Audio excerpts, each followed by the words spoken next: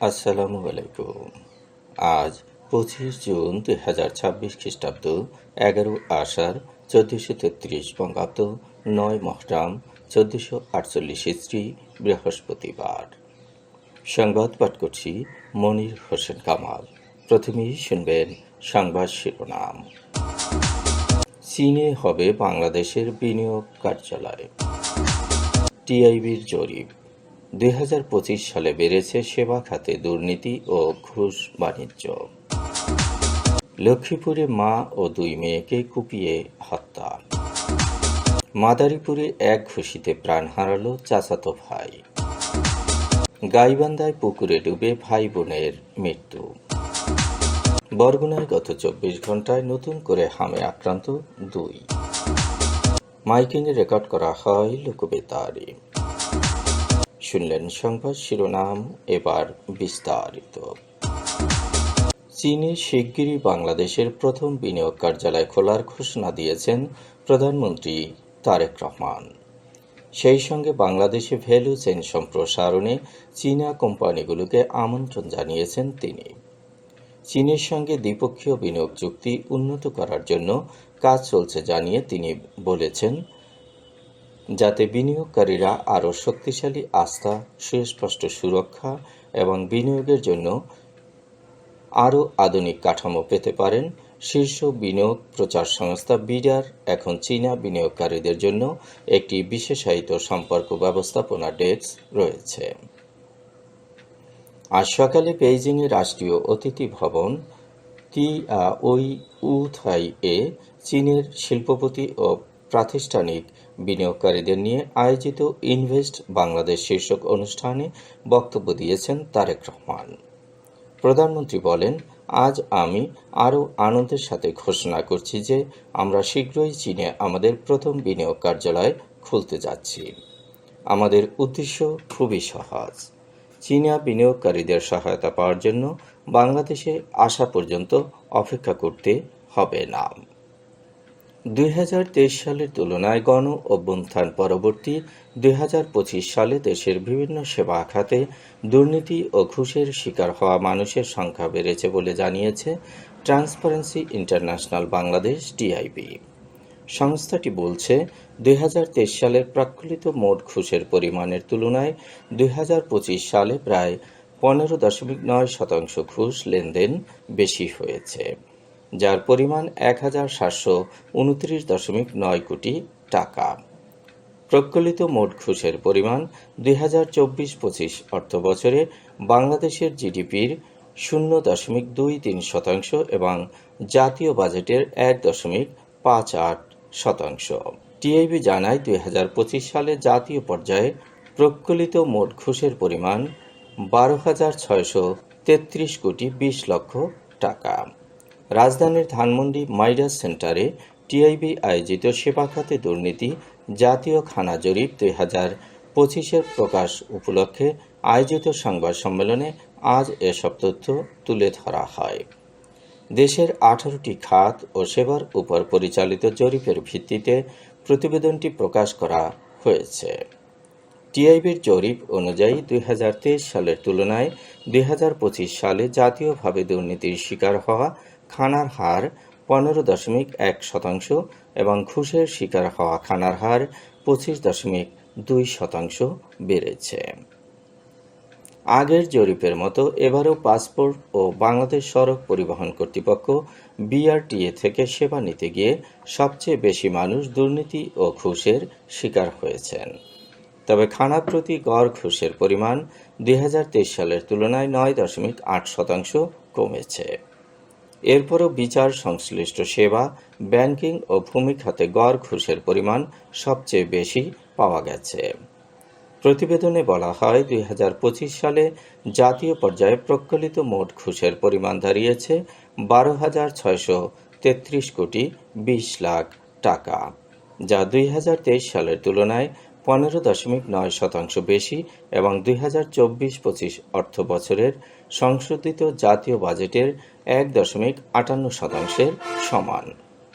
টিআইবির পর্যবেক্ষণে দেখা গেছে, আইনশৃঙ্খলা রক্ষাকারী বাহিনী ও বিচার সংশ্লিষ্ট সেবায় দুর্নীতি ও ঘুষের উচ্চ হার এখনও অব্যাহত রয়েছে, যা সাধারণ মানুষের ন্যায় বিচার পাওয়ার ক্ষেত্রে বড় বাধা হিসেবে কাজ করছে।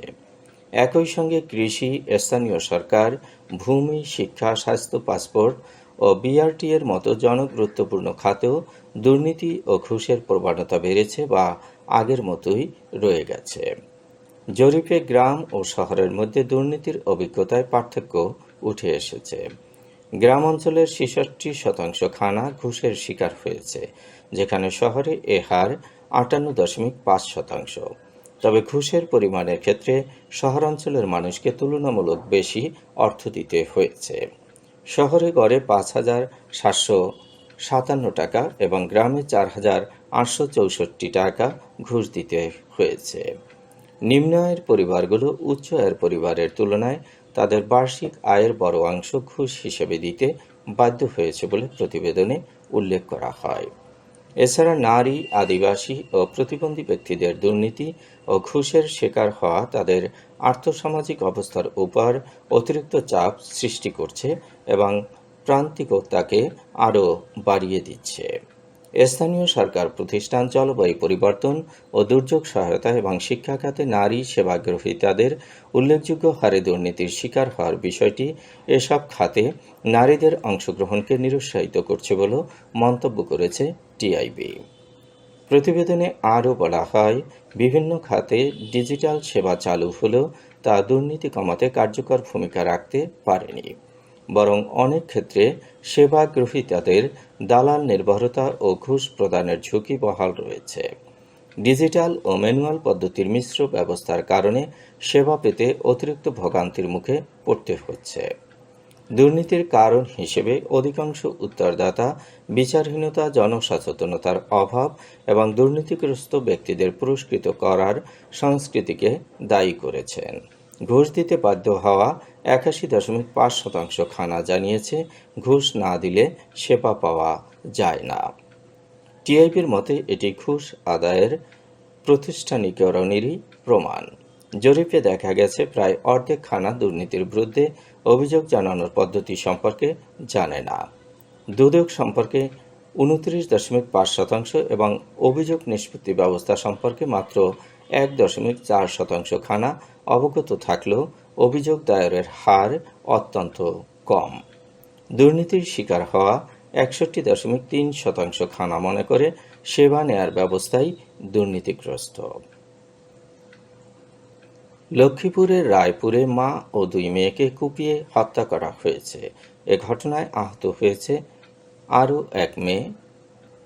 আজ সকালে রায়পুর পৌরসভার ৩ নম্বর ওয়ার্ডের গোডাউন রোড এলাকার ভাড়া বাসায় এই ঘটনা ঘটে। নিহতরা হলেন মা শাহিনুর বেগম, বড় মেয়ে বিশ্ববিদ্যালয়ের ছাত্রী সাইমা আক্তার ও ছোট মেয়ে শিফা আক্তার। এছাড়া আহত হয়েছেন মেজ মেয়ে কলেজ ছাত্রী ইকরা আক্তার। নিহতদের বাড়ি কুমিল্লা জেলায়। দীর্ঘ কয়েক বছর ধরে শাহিনুর তার সন্তানদের নিয়ে লক্ষ্মীপুরের রায়পুরে ভাড়া বাসায় থাকেন।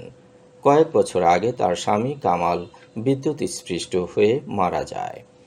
এরপর থেকে ৩ মেয়ে ও ১ ছেলেকে নিয়ে শাহিনুর ওই বাসায় বসবাস করে আসছেন। সকালে ৩ মেয়েসহ শাহিনুরকে কুপিয়ে হত্যা করে এক যুবক। এ ঘটনায় স্থানীয়রা যুবককে গণপিটুনি দিয়ে পুলিশে সোপর্দ করেছে। মাদারীপুরের শিবচরে জায়গা জমি সংক্রান্ত বিরোধের জেরে চাচাতো ভাইয়ের ঘুষিতে এক ব্যক্তি মারা গেছেন। বুধবার সন্ধ্যায় মাধবচর ইউনিয়নের ১১৫০ রশি গ্রামে এ ঘটনা ঘটে। নিহত আলতাফ মাতবার ওই গ্রামের ইসলাম মাতবারের ছেলে। ঘটনার পর থেকে তার চাচাতো ভাই বারেক মাতবার পলাতক। বারেক একই এলাকার মুসলিম মাতবারের ছেলে। জায়গা জমি সহ বিভিন্ন বিষয় নিয়ে দীর্ঘদিন ধরে দুই চাচাতো ভাইয়ের মধ্যে বিরোধ চলছিল। এরই জেরে বুধবার সন্ধ্যায় আলতাফ মাতবারের সঙ্গে বারেক মাতবারের তীব্র বাগবিতণ্ডা ও তর্কাতর্কি হয়। দুজনের মধ্যে তর্কের এক পর্যায়ে বারেক উত্তেজিত হয়ে আলতাফের বুকে সজোরে ঘুষি মারেন। এতে তাৎক্ষণিক মাটিতে লুটিয়ে পড়ে আলতাফ ঘটনাস্থলেই মারা যায়। গাইবান্ধার সুন্দরগঞ্জে পুকুরে ডুবে 2 শিশুর মৃত্যু হয়েছে। বুধবার রাতে ছাপরহাটি ইউনিয়নের পশ্চিম ছাপরহাটি গ্রামের পুকুর থেকে তাদের মরদেহ উদ্ধার করা হয়। নিহতরা হল তাসলিমা আক্তার মিম ও রবিউল ইসলাম রাফি। তারা সম্পর্কে চাচাতো ভাই বোন। মিম ওই গ্রামের হাফিজুর রহমানের মেয়ে এবং রাফি একই গ্রামের জহিরুল ইসলামের ছেলে। বুধবার বিকেলে তারা বাড়ির নিকটবর্তী একটি পুকুরে গোসল করতে নামে। এক পর্যায়ে সঙ্গীরা তাদের খুঁজে পাচ্ছিল না। এদিকে দীর্ঘ সময় তাদের দেখতে না পেয়ে পরিবারের সদস্যরা উদ্বিগ্ন হয়ে খোঁজাখুঁজি শুরু করেন। পরে পুকুরে তল্লাশি চালিয়ে রাতে 2 শিশুর ভাসমান মরদেহ উদ্ধার করা হয়। বরগুনায় গত 24 ঘন্টায় নতুন করে হামে আক্রান্ত হয়েছে 2 জন। চলতি বছরে হামে আক্রান্ত রোগীর সংখ্যা 829। নিশ্চিত হাম রোগী শনাক্ত হয়েছে 67 জন। সুস্থ হয়ে বাড়ি ফিরেছে 773 জন। এখন পর্যন্ত মারা গেছে 9 জন। গত 24 ঘন্টায় বরগুনায় নতুন করে ডেঙ্গুতে আক্রান্ত হয়েছে 5 জন। চলতি বছরে এখন পর্যন্ত ডেঙ্গু আক্রান্ত রোগীর সংখ্যা 199 জন। হাসপাতালে ভর্তি আছেন 20 জন। গত 24 ঘন্টায় ডায়রিয়ায় আক্রান্ত হয়েছে 26 জন। চলতি বছরে ডায়রিয়ায় আক্রান্ত রোগীর সংখ্যা 5,911 জন। সুস্থ হয়ে বাড়ি ফিরেছে 5,781 জন। মাইকিংয়ে রেকর্ড করা হয় লোকবেতারে। সুমধুর ও সুস্পষ্ট কণ্ঠে মাইকিংয়ের জন্য লোকবেতারের বিকল্প নেই। লোকবেতারের সাউন্ডপ্রুফ স্টুডিওতে করা হচ্ছে গান ও নাটকের রেকর্ড। সেই সাথে লোকবেতারে নামমাত্র টাকায় প্রচার করা হচ্ছে বিজ্ঞাপন। 15 সেকেন্ডের বিজ্ঞাপন প্রচারিত হচ্ছে মাত্র 500 টাকায়। 30 সেকেন্ডের বিজ্ঞাপন 1000 টাকা, 45 সেকেন্ডের বিজ্ঞাপন 1500 টাকা আর 1 মিনিটের বিজ্ঞাপন প্রচার করা হয় মাত্র 2000 টাকায়। নির্ধারিত টাকার বিনিময়ে প্রতিদিন কমপক্ষে 5 বার করে পুরো 1 মাস বিজ্ঞাপন প্রচার করা হবে। মাইকিং ও বিজ্ঞাপনের জন্য যোগাযোগ করবেন 0-1-77-55-66-445 নম্বরে। এবারে শুনবেন আবহাওয়ার খবর।